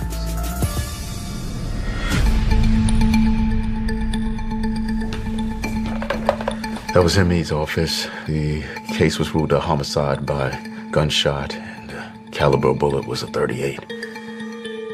Walter Berry's here. Kadarius' uncle arrives back in town. As they meet face to face, Jakai's totally surprised. He knows the uncle. I knew about W, like, hey, what's up, W? You know, but I had an idea when I heard the name Walter Berry that that was an individual who I had known from the gym and through a circle of friends. So sorry for your loss. Of course, he was wrecked. He started telling us some of the victimology about his nephew. Kadarius was like my son. His nephew was from Memphis. He came to live with him a few years ago. He worked at a local restaurant, which he would walk to every day. He was going to school, and he just turned 21. That time we're learning, like, wow, this was a good kid. Was he beefing with anyone?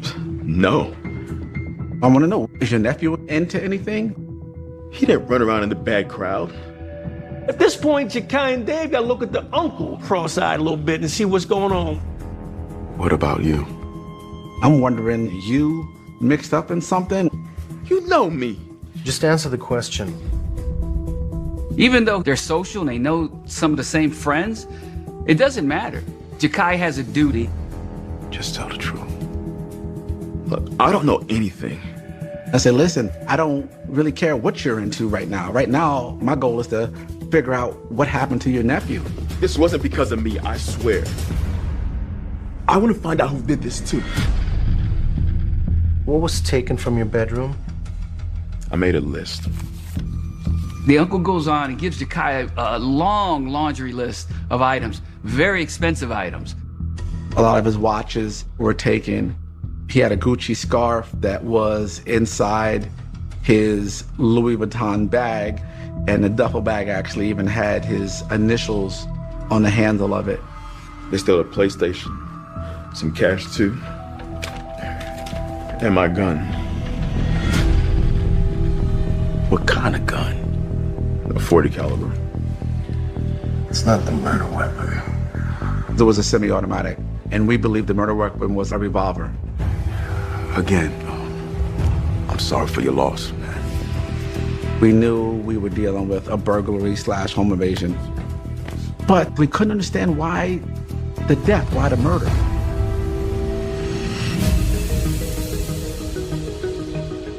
We believe we're dealing with 3 suspects, and we're like, all right, what do we have to focus on? What's up with this cone? Look, man, there's not even a mark on it. This cone was a brand new cone. It still has the barcode sticker on it. Maybe we can find out where it was sold. We actually researched the name brand on the cone. I'm a detective in Georgia. We discovered that this company, the only place in the Southeast that they distributed to was Lowe's. There's a Lowe's less than 3 miles away from Kadarius' home. What are the odds they bought it here? This orange cone could crack the case. Let's roll. Real celebrities, true crime. We give you the stories behind the headlines. We tell you what happened to them, and we give you the after. Look, man, there's not even a mark on it. Detective Ja'Kai Braithwaite has just caught a break in the Kadaris Medlock murder case. Maybe we can find out where it was sold.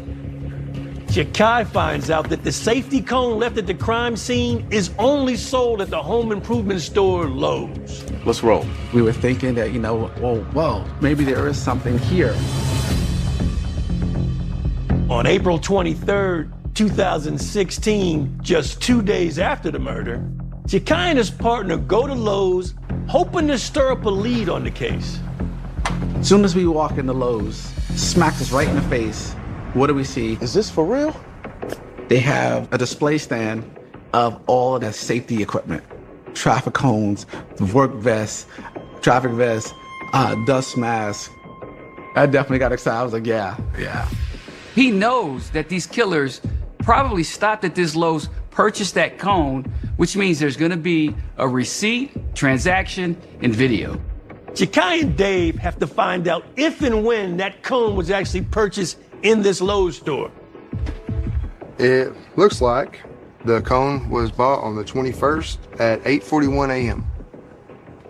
That's an hour before the murder. They bought other stuff too. He tells us not only was that cone purchased, but a dust mask and a traffic vest. This is a detective's dream. This is Christmas Day at Lowe's. I mean, bam. How was it paid for? With a credit card. This is when my partner and I almost high-fiving each other. We're playing the cool though, right? They're on a roll. So now for the cherry on top moment.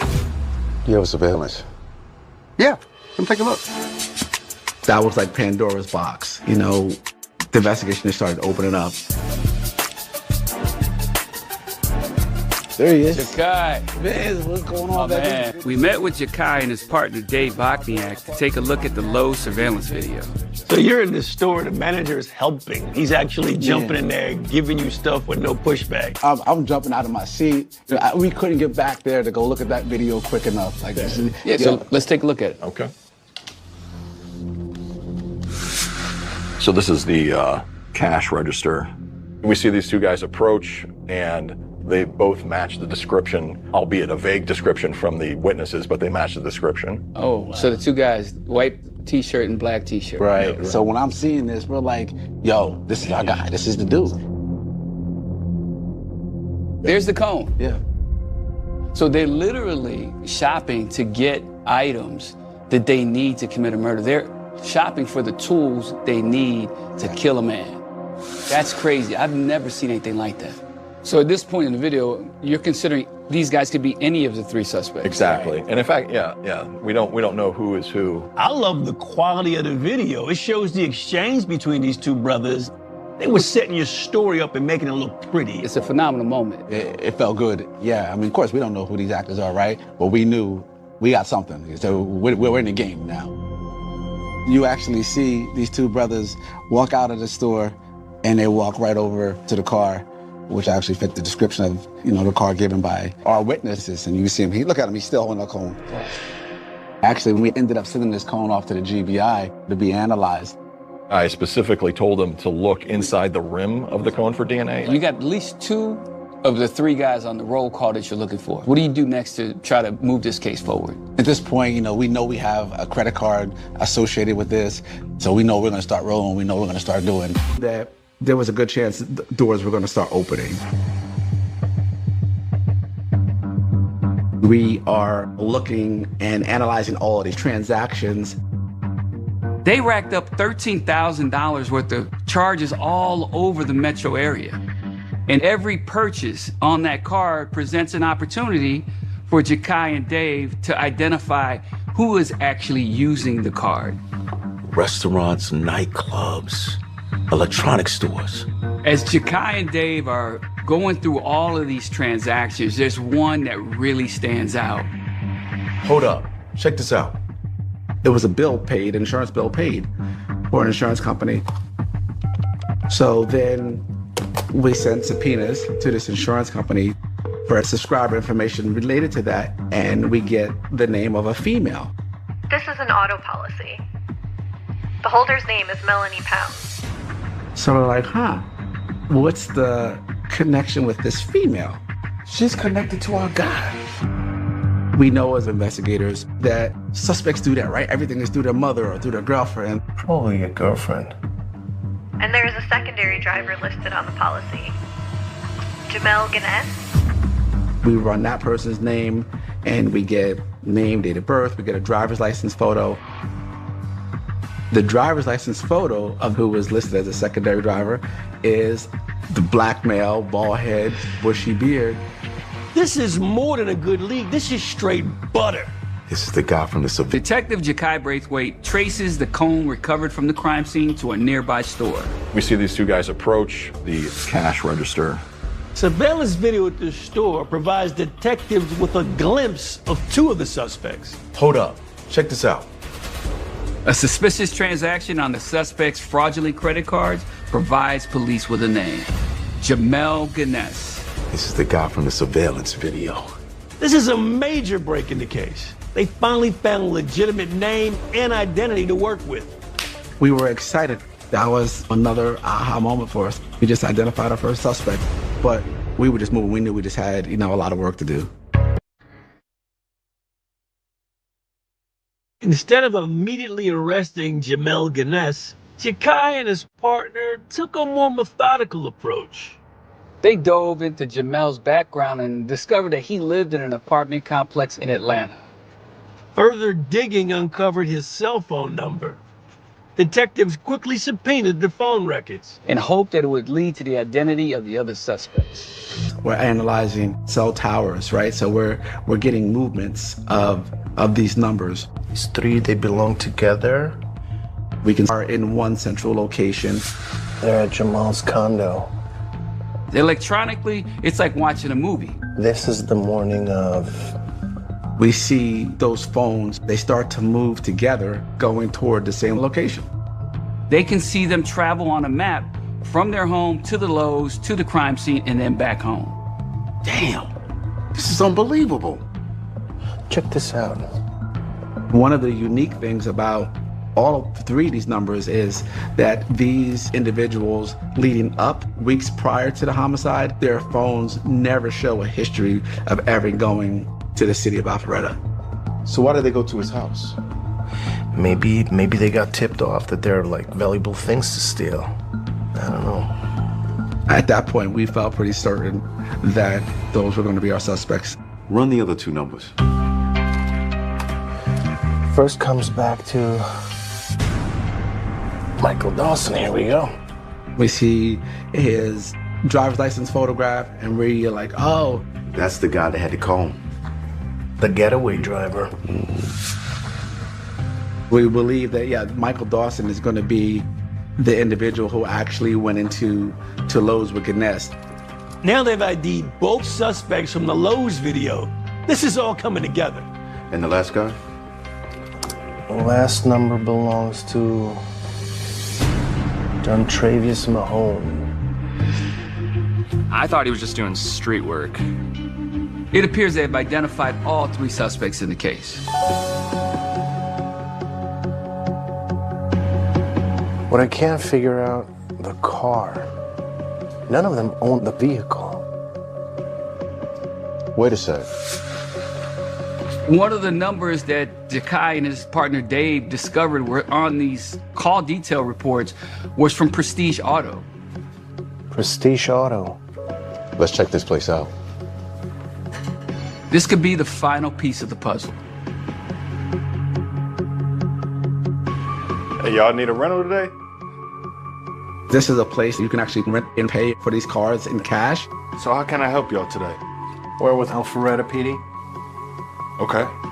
All right, just give me 1 minute.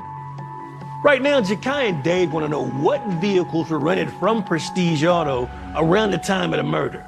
I think I found something. They learned that the phone number associated with the suspect rented a maroon Hyundai Accent 2 days before the homicide and then returned it on the day of the homicide. Just follow me. Are you effing kidding me right now? This has got to be the place. There it is.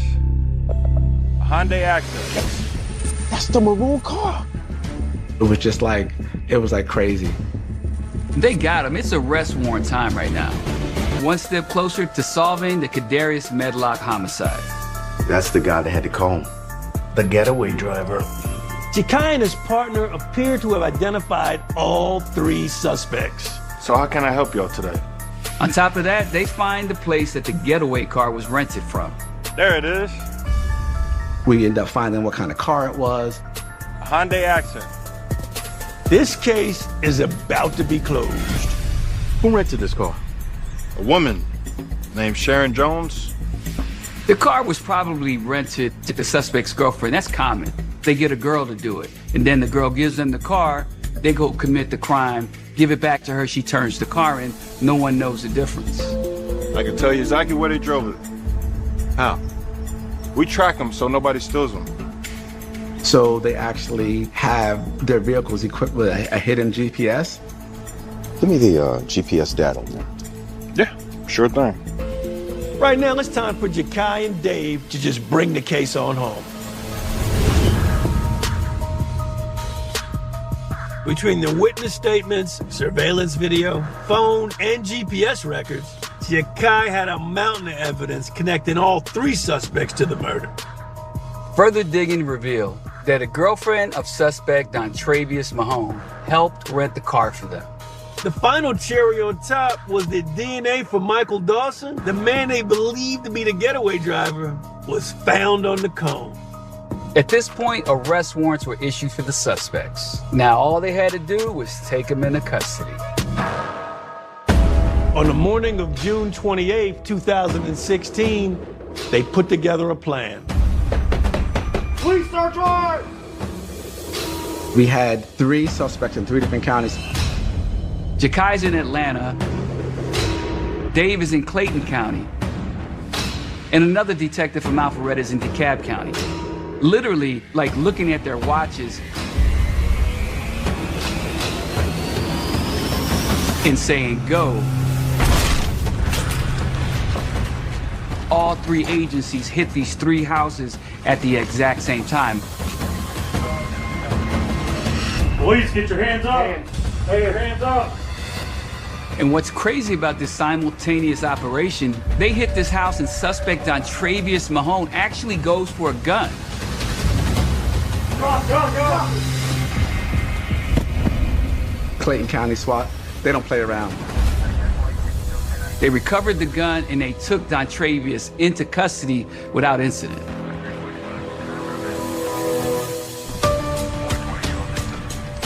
I ain't do nothing, man. Jakai arrests Jamel Ganesh without any incident. Take him away. I was speaking to Ganesh, then fairly quickly said he didn't want to talk. Jakai, What's up, brother? we've got some evidence. Nice. There were crucial pieces of evidence that we were able to connect back to these actors from evidence that was actually stolen from the victim's house. Any updates from DeKalb? Yeah, Michael Dawson is in cuffs. In the room he was staying at the time that he was arrested, the Louis Vuitton bag with the victim's initials were found. What about Mahomes? No. He's got cold feet. At this point, Jakai and Dave are just crazy AF. They feel like they've done everything they need to do on this case. They've got every rudimentary piece of evidence needed to keep these guys away for the rest of their lives. As Jakai is wrapping up, he gets a phone call. Jakai. You need to come down here right now. It's the detective that arrested Michael Dawson. He's like, yo, he's talking. He's talking.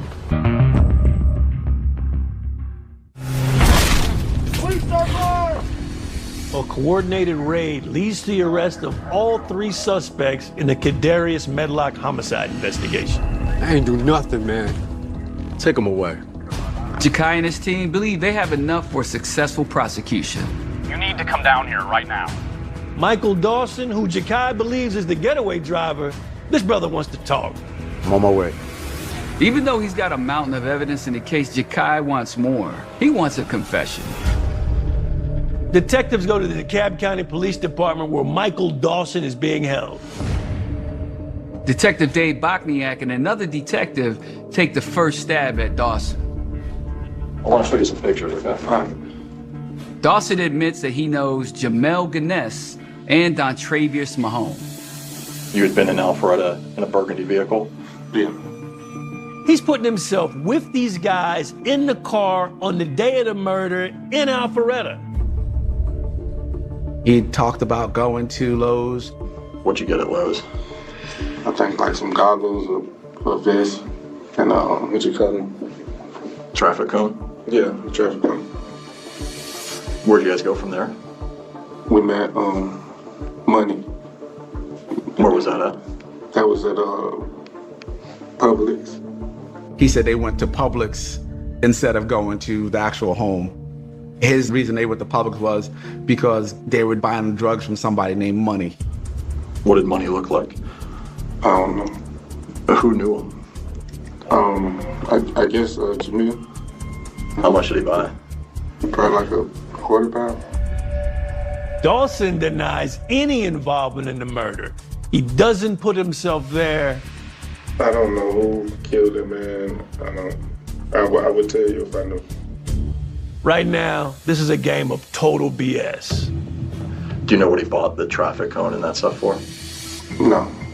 Did you think it was weird that he was purchasing those items? I mean, didn't mention anything about him? No. He basically admitted to everything that went on in Alpharetta except going to the house. But he replaced the house with the place they went to, Publix, and they dealt with a guy named Money for some kind of drug deal. Right now, the interview's done. They take old Dawson back to Alpharetta PD and book him. At this point, Jakai decides to take a run at Dawson himself. Although you watch TV and you know cops bull lie, this here, man. That Louis bag that was in your closet, where'd you get that from? To me. Dawson did say that was given to him from Gaines. Can I tell you something? The victim's initials are on the bag. Did you notice that? So you see how things are connecting to you, right? I said, I know what you did. I know how you did it. I just don't know why you did it. I just need you, break it down to me. I didn't pull the trigger. Okay, so tell me about this then.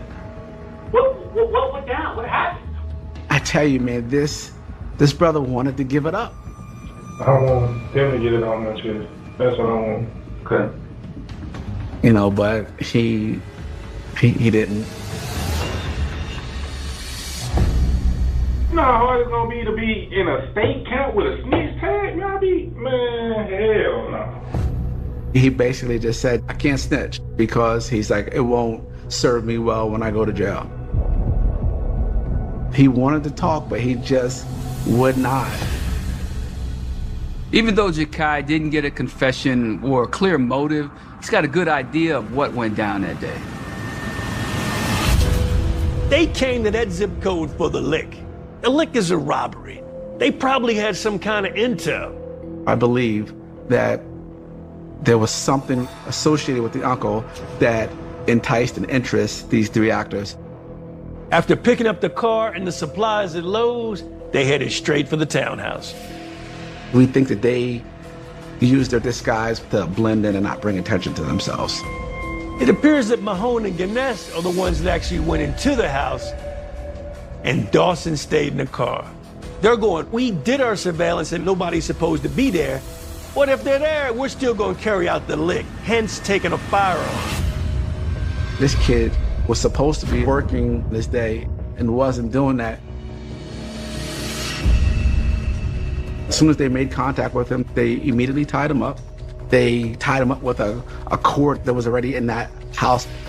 So I don't think they were really prepared for him. Probably one of them were paying attention to him while the other one ransacked the house, stealing and burglarizing some items. I believe it was Mahomes who took the shots, which struck our victim, Kadarius Medlock, in the head, causing his death. And then they immediately went to the car. Our reason on why they killed this kid, again, I can't tell you. Maybe they were afraid that he saw them and that he would give them up, or, just maybe they're just straight up, monsters. This is the worst of the worst. We're talking about a victim, wrong place, wrong time. There, but if he wasn't at home or picked up that extra work that day, he'd still be here today. Jamel Gaines, Dontravius Mahone, and Michael Dawson are all charged with the murder of Kadarius Medlock. In December 2018, the Fulton County DA's office takes them to trial. They're all found guilty. And all three are sentenced to life in prison. I love the work y'all did in this case. I've never seen a file that thick. And the DA's office actually honored us as investigators or officers of the year and gave us this award for solving this case. And it's funny, they actually put it right here, in a traffic cone in the case here for us. But That's awesome. I love it. Nice touch. So it was nice to be honored for the work. Congratulations. Well deserved. You ready to do this? Always. When I look back on this case, I look at how the process of the love. Have a good one. Thanks.